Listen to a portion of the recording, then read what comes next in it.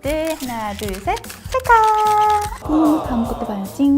아니, 이거 게시글 대박인데요?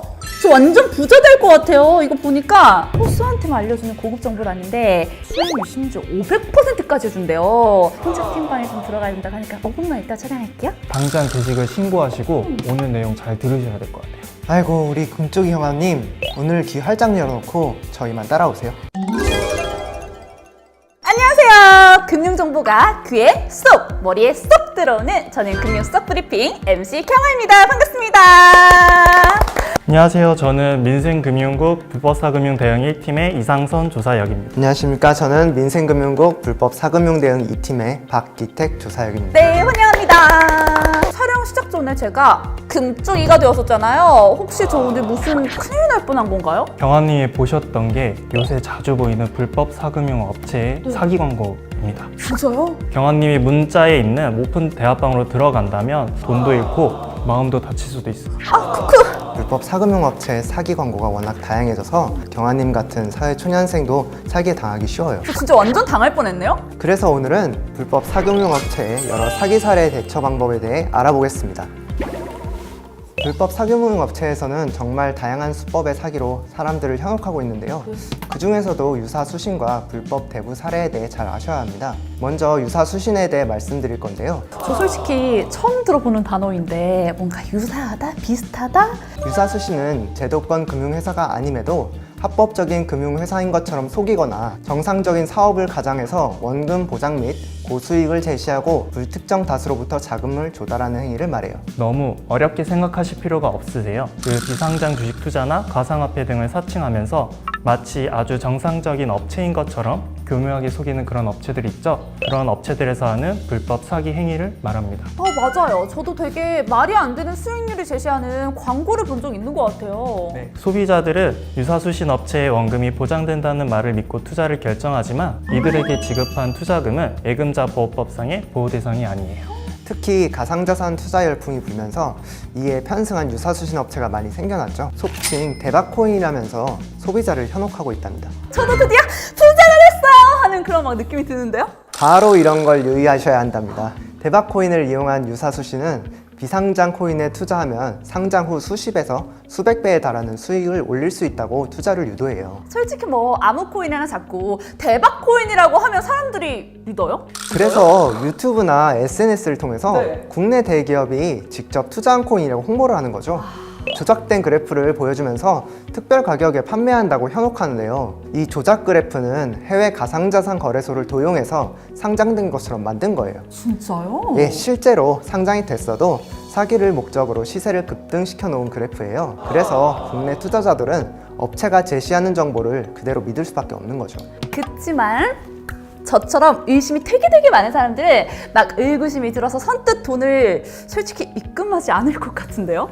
맞아요. 이런 업체들은 허위의 코인 사이트를 만들고 투자자가 자금을 입금하기 전에 마치 코인이 내 계좌에 입금된 것처럼 조작하는 수법을 씁니다. 그리고 국내 가상자산 거래소가 공지한 것처럼 조작한 가짜 문서를 제시하면서 해당 코인이 곧 상장될 것이라고 말하면서 속여요. 하지만 실제로 자금이 입금되면 어떻게 하겠어요? 아마 그대로 연락 두절, 잠적하지 않을까요? 심지어 자금이 부족한 투자자에게는 레버리지를 사용해야 한다면서 대출을 신청하게끔 합니다. 레버리지요? 대출을 받아서 투자를 해야 더 수익률이 좋다면서 투자자를 현혹하고 있죠. 업체는 신분증 사본, 계좌번호, 카드번호 등등 개인정보를 받아 제2금융권 대출을 신청하고 대출금을 투자하도록 유도하고 있어요. 그런데 업체가 잠적하거나 투자금을 돌려주지 않으면 어떻게 되겠어요? 원금의 이자까지 갚아야 하니 더 큰 피해를 볼 수 있는 거죠. 진짜 있는 돈 없는 돈 다 털어가는 거잖아요. 진짜 악랄한데요? 지금까지 말씀드린 건 유사수신 행위였는데요. 사실 이거 말고도 불법 대출로 인한 피해 사례도 굉장히 많아요. 내구재 대출이란 말 들어보셨어요? 내구재가 뭘까요? 나? 저? 저를 구제해준다 뭐 이런 의미일까요? 내구재 대출이라고 알려진 휴대폰 깡은요, 가구, 휴대전화 등을 뜻하는 내구재에서 시작된 은어예요.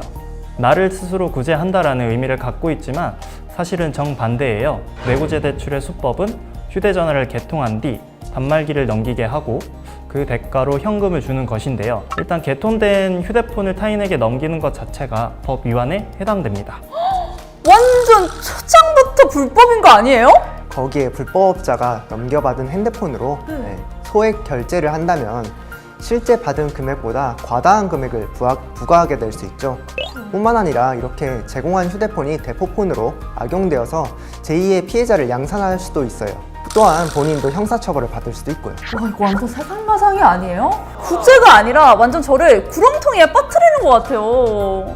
혹시 내구재 대출을 받았다면 추가 피해 방지를 위해 통신사의 소액결제 차단 서비스 휴대폰 이용 정지를 신청하실 수 있어요. 정말 경각심을 가져야 하는 게 최근에는 불법 채권 추심 피해 신고가 크게 증가하고 있는데 그중 성착취 추심 같은 신종 추심 피해 사례도 많이 발생하고 있어요.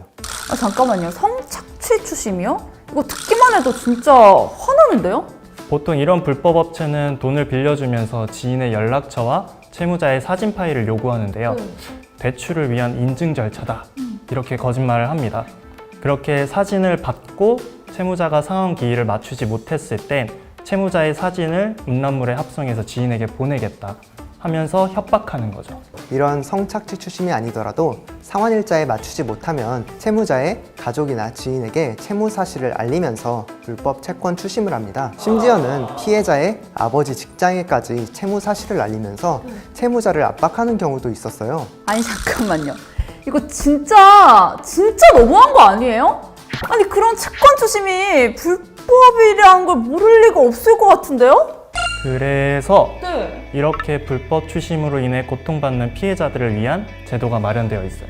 바로 채무자 대리인 무료 지원 제도입니다. 채무자 대리인은 불법 추심을 경험하고 있는 피해자를 대신하여 변호사가 채권자의 추심 행위에 대응하는 것입니다. 그런데 변호사를 선임하는 거니 비용이 많이 부담될 수 있겠죠. 이를 정부가 무료로 지원해 주는 것이죠. 맞아요. 법률구조공단에 소속되어 있는 변호사가 불법 추심 행위를 중단하게 하고 고소 절차 등을 안내해드리죠. 아, 차라리 변호사님께서 대신 대응해 주시는 게 정신적으로 또 법적으로 해결하기에 훨씬 낫겠네요. 위험한 불법 사금융. 에이. 혹시라도 대부업체를 이용해야 한다면 등록된 대부업체인지를 먼저 확인해야 합니다. 혹시 금감원의 만능 사이트 파인에서 하는 걸까요? 오, 이젠 척척이시네요. 맞아요. 금융회사 정보로 들어가셔서 등록 대부업체 통합관리에 들어가시면 등록 대부업체를 검색하실 수 있어요. 자, 근데 만약에 이미 피해를 입은 상태면 어떻게 대처해야 될까요? 만약 불법 사금융으로 인한 피해가 발생했다 하는 경우에는 거래 내역과 증빙 자료를 확보하여 금융감독원 및 경찰에 신고하셔야 합니다. 이런 불법 추심, 성착취 추심 정말 근절되어야 합니다. 여러분, 금감원과 경찰에 적극 제보해서 불법 사금융 함께 근절하자! 오늘의 금융 수석 브리핑 3화도 정말 정신없이 끝났습니다. 자, 그럼 조서영님 마지막으로 불법 사금융이 근절될 수 있게 시청자분들에게 한 말씀을 해주신다면요? 지금 이 순간에도 불법 사금융으로 인해 고통받고 있는 피해자들이 아주 많기 때문에 절대 불법 대출은 쳐다도 보지 마시고요. 이 업체 뭔가 이상한데 싶으면 금융감독원 1332로 전화 꼭 해보세요. 그리고 쉽고 안전하게 고수익을 얻을 수 있는 것은 그 어디에도 없습니다. 이런 말을 듣게 된다면 의심 또 의심하셔야 해요. 자, 그리고 모두들 기다리셨을 금융 수석 브리핑 3화 이벤트가 무엇일지 다 같이 바로 불법 사금융 같이 근절하자 라고 하네요. 자, 뭔지 궁금하시다면 여러분 더보기란을 꼭 확인해주세요. 그럼 금융감독원 담당자님들이 직접 쏙쏙쏙 알려주는 금융 수석 브리핑 다음 화도 많이 기대해 주시고요. 금융 속 브리핑 다음 화도 함께해요. 안녕. 또 이상한 거 보고 계신 거 아니죠? 저를 뭘로 보시는 거예요? 방금 배운 내용을 복습해가지고 저 신고할 불법 대부 광고가 있나 없나 SNS 보고 있었어요. 제가 뭐 하나 팁 알려드릴까요? 당장 알려주세요. 대부업자는 상호에 대부라는 문자를 쓰게끔 법에 명시되어 있거든요. 그래서 상호명에 대부가 안 들어가면서 대부업 광고를 한 경우 미등록 업체의 가능성이 매우 높습니다. 미등록 업체들 꼼짝 마라! 슉! 헤이! 다 도망가겠죠? 그쪽으로. 그쪽으로요?